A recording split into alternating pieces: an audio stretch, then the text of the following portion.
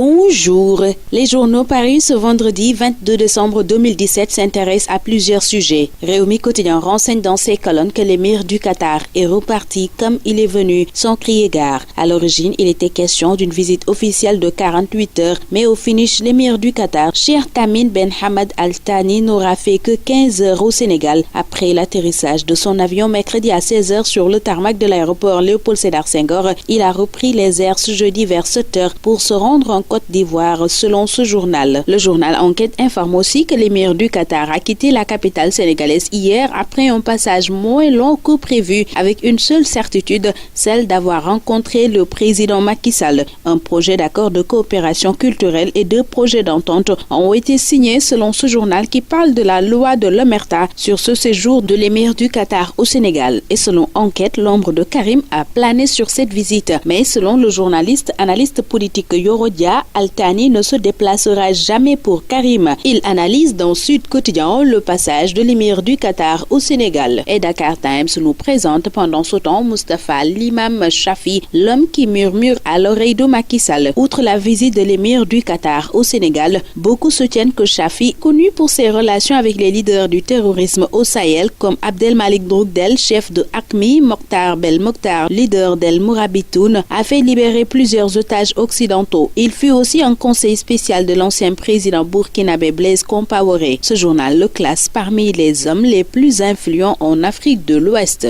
Libération nous raconte l'histoire secrète d'une traque relativement au premier procès pour terrorisme au Sénégal, de Hassan Dianko à Maktar Diokhane et Alioune Badara Ndao, en passant par la cellule de Abou Younous. Ce journal livre des révélations sur ces affaires que le Sénégal a gérées avec tact. Par ailleurs, Libération sur l'affaire des évadés de la prison de Rufisque informe que les trois acteurs risquent 2 à 3 ans de prison ferme. Réumi renseigne qu'Angélique Bassène, Alioune Faye et Ibrahima Goumbassa ont été présentés hier au président du tribunal correctionnel de Dakar pour y être jugés pour les délits d'association de malfaiteurs et négligence ayant facilité une évasion. S'agissant des faits, Réumi rappelle qu'ils se sont déroulés au courant de l'année 2012. Ce jour-là, vers les coups de 4 heures du matin, des femmes s'étaient évadées pour se fondre dans la nature. L'enquête des éléments de la section de recherche a révélé que les pensionnaires avaient demandé à sortir de leur cellule pour aller aux toilettes. Elles ont été escortées par les gardes, mais à leur retour, les gardes pénitentiaires n'avaient pas fermé à clé les portes de la cellule et les détenus ont profité de cette négligence pour prendre la poudre d'escampette. Puis, les gardes n'étaient pas à leur poste au moment des faits, ce qui laisse croire que l'acte serait volontaire. Pourtant, à la barre hier, Angélique Bassène, une des gardes pénitentiaires qui devait assurer la garde cette nuit-là, n'a pas reconnu la négligence. Tout de même, elle a reconnu avoir ouvert la porte des cellules des évadés au moment où elle voulait se soulager. Mimi, elle, n'a pas soulagé Macky dans la traque des biens mal acquis. Selon l'Observateur, l'ancien ministre de la Justice a créé des ennuis au chef de l'État. Après sa déclaration sur la somme récoltée, les avocats de l'État se disent prêts à engager la bataille pour être payés sur la base des 200 milliards de francs CFA annoncés par l'ex-PM. L'ex-président gambien avait fait de ses concitoyens